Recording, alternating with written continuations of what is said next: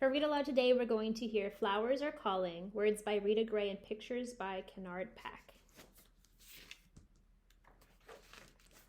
Flowers are calling. Flowers are calling a little black bear. No, not a bear. He doesn't care. They're calling a butterfly to dip from the air.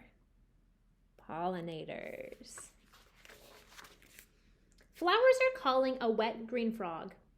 No, not a frog. She likes her soggy bog. They're calling a bumblebee to look near their log. I think the illustrations in this book are so pretty. Flowers are calling a porcupine. No, not a porcupine. She wouldn't take the time. They're calling a hummingbird to sip at their vine. Pollinators. Not a pollinator. Queen Anne's lace. Butterflies like a landing pad when they drink nectar. So a butterfly is going to look for something that they can land on nicely, I guess, like Queen Anne's lace. Monkshood. Bumblebees are hefty enough to push deep inside the monkshood flower where nectar is stored. Monkshood. So they can get up in there because they're strong. Trumpet Honeysuckle. Hummingbirds use their long tongues to reach the nectar hidden in deep tubular flowers and hover as they drink. So like ones that they can get up inside of with their little tongues. Flowers are calling a loud blue jay. No, not a jay. He wouldn't stay. They're calling a honeybee to fly their way. So pretty. Flowers are calling a little moose. No, not a moose. What would be the use? They're calling a beetle to eat their pollen loose. Teeny little beetle. I notice on the moose is a little bird taking a ride. Flowers are calling a rabbit to stop. No, not a rabbit. It's not their habit to call a rabbit. He might grab it. Bunny might just eat it up. Not much use there. They're calling a bee fly to visit their spot. A bee fly. Oh, is that the same bird that was riding on the moose?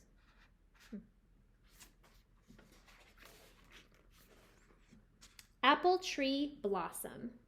Honeybees help make many of the fruits, nuts, and vegetables we eat by pollinating fruit tree blossoms, such as the apple tree. There are also thousands of varieties of wild bees that help to make the food we eat. Bees are so important for us because we need food to eat, and if the bees don't pollinate, we don't have food.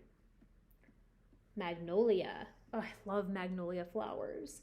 Beetles have been visiting flowers for more than 100 million years. Wow, thank you, beetles. Violet. Bee flies look like bumblebees, but have 2 wings instead of 4. Like hummingbirds, they're able to hover their furry bodies in the air as they drink nectar. I wonder if I would be able to tell the difference between a bumblebee if I saw it or a bee fly.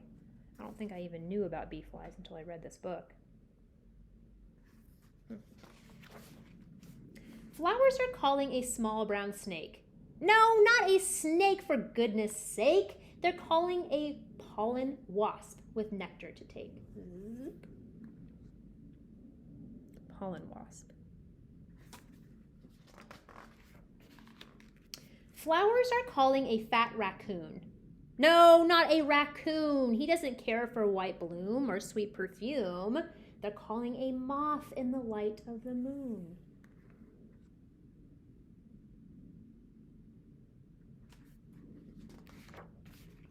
Flowers are calling a desert deer.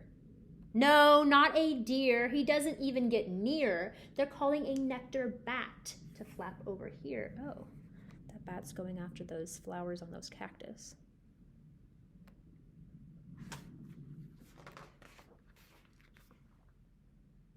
Blowout beard tongue. That's a funny name.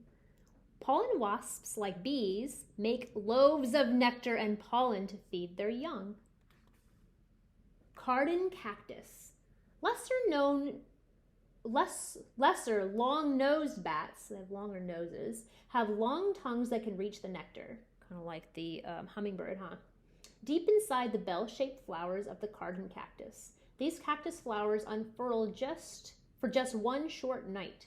Whoa, those flowers only last one night? So you have to be there to see that. You're going to miss it. Wow. Moonflower and the Carolina Sphinx moth. Sphinx moths are expert flyers with very long tongues.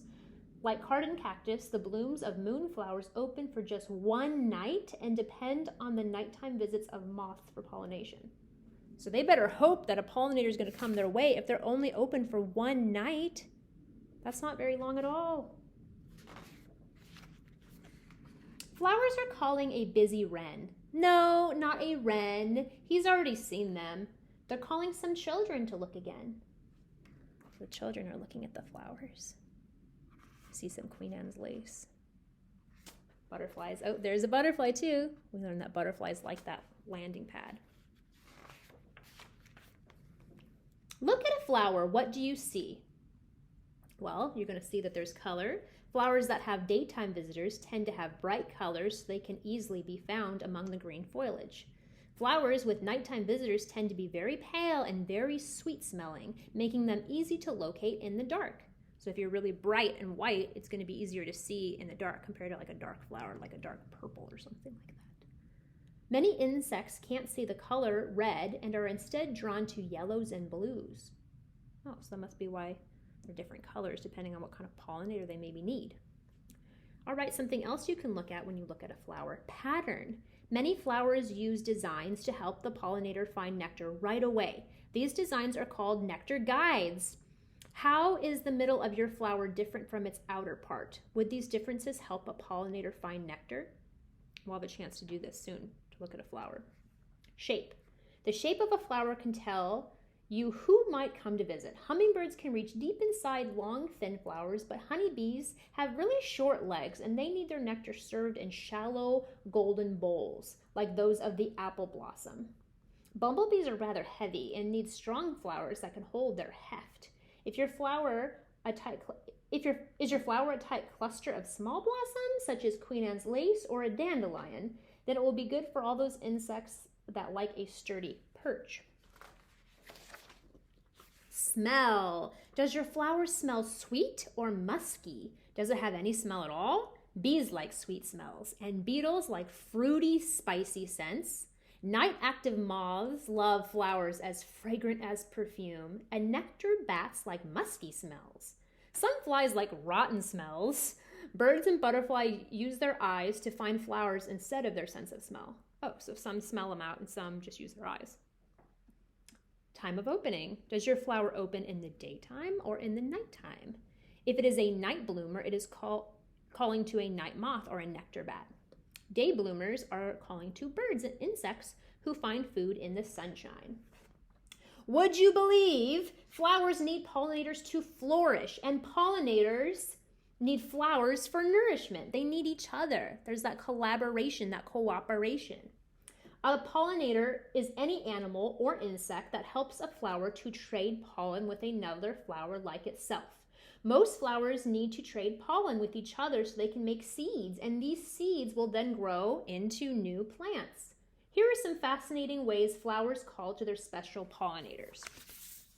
Many insects and birds can see an ultraviolet light. This allows them to see nectar guides that are invisible to us, to human eyes. Some flowers create heat, so animals that can need a warm place can go to those.